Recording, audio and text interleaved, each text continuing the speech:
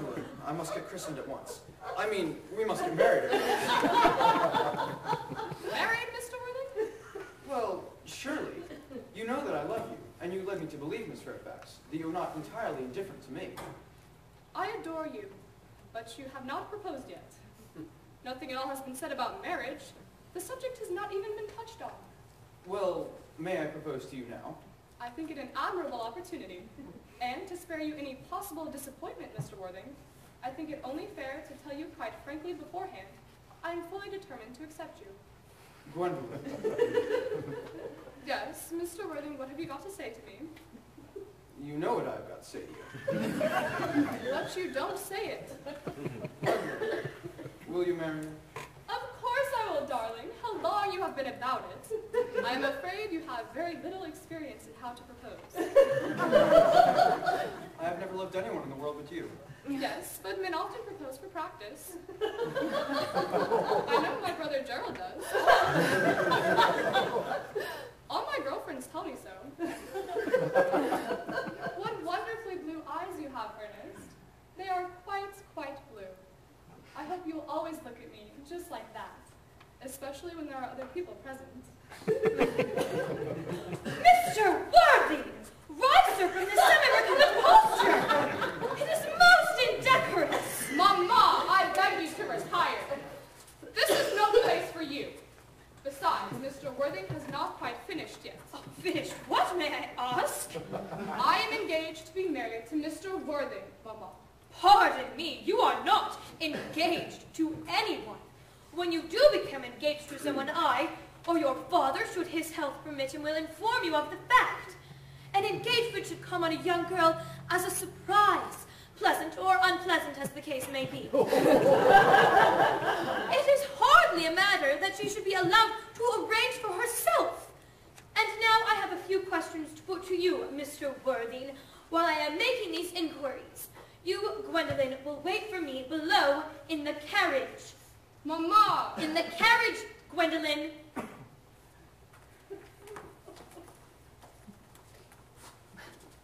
Gwendolyn, the carriage! Yes, Mamma.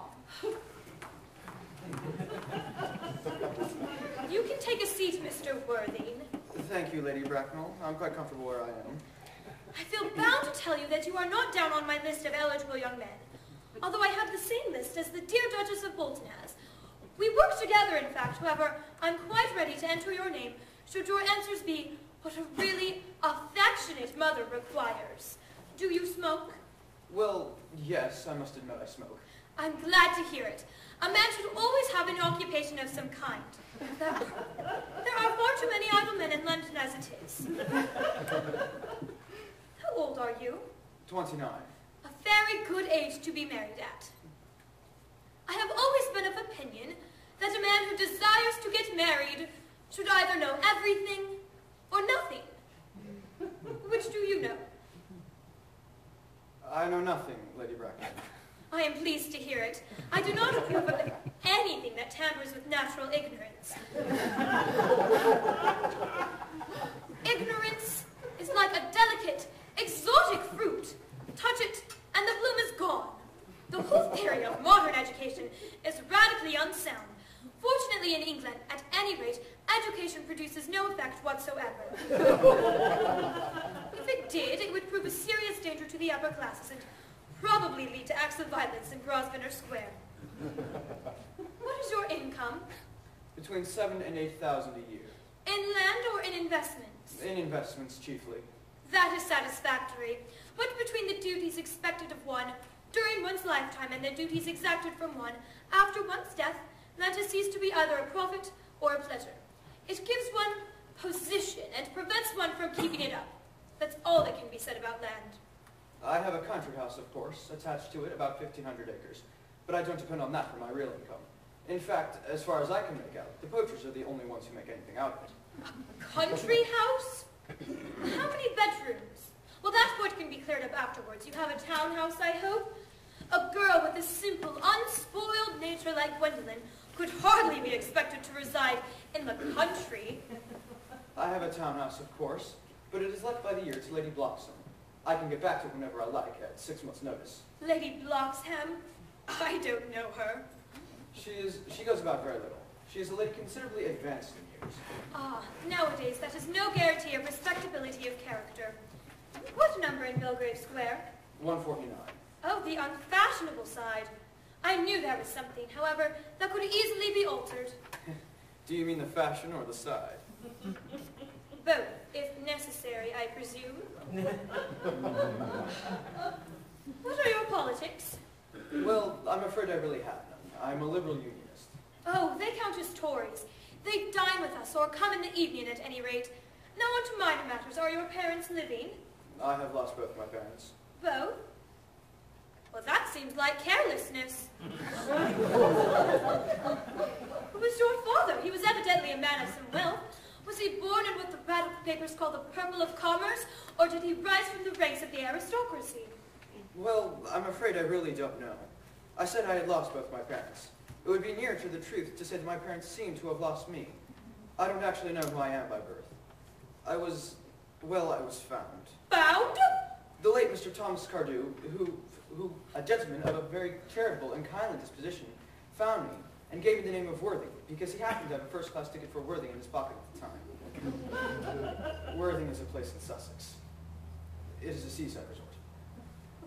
Where did this charitable gentleman, who had a first-class ticket for this seaside resort, find you? In a handbag. A handbag? Yes, Lady Bracknell, in a handbag. A somewhat large, black leather handbag, with handles. An ordinary handbag, in fact. In what locality did this Mr. James or Thomas Cardew come across such an ordinary handbag? In the cloakroom at Victoria Station. The cloakroom at Victoria Station? Yes, the Brighton line. The line is immaterial. Mr. Worthing, I confess I feel somewhat bewildered by what you have just told me. To be born, or at any rate bred, in a handbag, whether it had handles or not, seems to show contempt for the ordinary decencies of family life that remind one of the worst excesses of the French Revolution. And I presume you know what that unfortunate movement led to?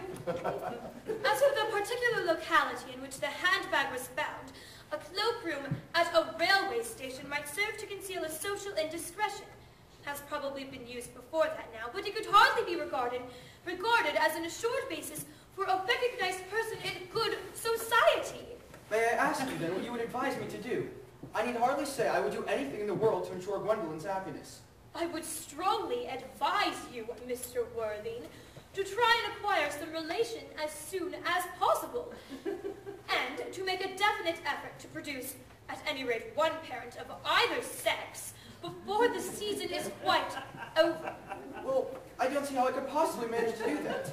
I can produce the handbag at any moment. This is my dressing room at home. I really think that should satisfy you. Me, sir? What has it to do with me? You can hardly imagine that I and Lord Bracknell would dream of allowing our only daughter, a girl brought up with the utmost care, to marry into a cloakroom and form an alliance with a parcel? Good day, Mr. Worthing.